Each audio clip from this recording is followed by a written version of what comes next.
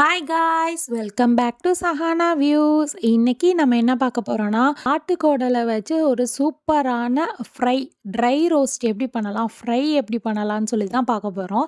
இன்றைக்கி எங்களுக்கு ஷாப்பில் நல்ல குடல்லாம் சுத்தம் பண்ண குடலே எனக்கு கிடச்சிது. மேலே உள்ள கருப்பெல்லாம் இல்லாமல் அவங்களே சூப்பராக க்ளீன் பண்ணி வச்சுருந்தாங்க. எனக்கு வேலை மிச்சமாயிடுச்சு. அதை குட்டி குட்டியாக கத்திரிக்கோலில் கட் பண்ணிவிட்டு அதுக்கப்புறம் நல்லா சுடு தண்ணியில் வாஷ் பண்ணிவிட்டு அதுக்கப்புறம் ஈஸியாக நான் சமைச்சிடலாம். அந்தளவுக்கு எனக்கு ரொம்ப ஈஸியாகவே எனக்கு ஷாப்பில் கிடச்சிது. ஸோ அதை வாங்கிட்டு அதை இந்த மாதிரி குட்டி குட்டியாக கட் பண்ணிவிட்டு அதை வந்து குக்கரில் சேர்த்துக்கிறேன் குடலை. அது கூடவே கொஞ்சமாக தண்ணி அது கூட சேர்த்துட்டு கூடவே வெங்காயம், சின்ன வெங்காயம் ஒரு 4-5 சேர்க்குறேன். அது கூட ஒரு 1/2 ஸ்பூன் அளவுக்கு இஞ்சி பூண்டு பேஸ்ட்டு, அதுக்கப்புறம் மஞ்சத்தூள், மிளகு, சீரகம் சேர்த்து இது சூப் மாதிரியே வேக வச்சுக்கிறேன். வீட்டில் குட்டீஸ் இருக்கனால அவங்களுக்கு கொஞ்சமாக எடுத்து கொடுக்கலான்னு சொல்லிட்டு அவங்களுக்கு சூப் மாதிரி ரெடி பண்ணி எடுத்து வச்சுட்டேன். தண்ணியை வடிச்சிட்டு நம்ம குடலை தனியாக எடுத்து வச்சுக்கலாம்.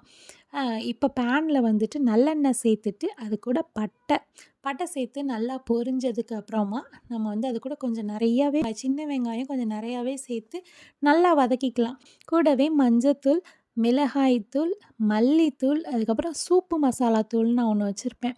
ஸோ அந்த தூளையும் சேர்த்துட்டு அதை நல்லா வதக்கிட்டு நம்ம சூப்பு தனியாக எடுத்து வச்சுருந்தோம் இல்லையா, அதையும் இதில் கொஞ்சமாக சேர்த்துட்டு நல்லா அதை வற்ற விட்டுறலாம். அந்த சூப்பை வற்ற விட்டதுக்கப்புறம் நம்ம வந்து குடல் இது கூட சேர்த்துக்கலாம். சேர்த்துட்டு நல்லா வதக்க போகிறோம். நல்லா ரோஸ்ட் ஆகிற வரைக்கும் நம்ம வந்து வதக்கிக்கலாம். மசாலா பொருட்கள்லாம் நீங்கள் எவ்வளோ குடல் வச்சுருக்கீங்கிறத பொறுத்து அதுக்கேற்ற மாதிரி கூட்டியோ குறைச்சோ சேர்த்துக்கோங்க.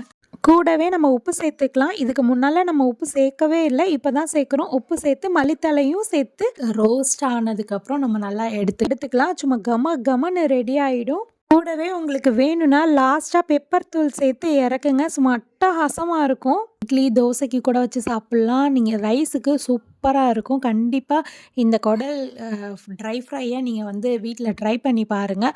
சும்மா அட்டகாசமாக இருக்கும். குழந்தைங்களுக்கு ரொம்ப நல்லதுன்னு சொல்கிறாங்க. குழந்தைங்களோட அந்த பிரைன் டெவலப்மெண்ட்டுக்கு, அந்த வயிறு புண்ணு உள்ளவங்களுக்கு, அல்சர் உள்ளவங்களுக்கு, இதுக்கெல்லாம் ஆட்டுக்குடல் வந்து ரொம்ப நல்லதுன்னு சொல்கிறாங்க.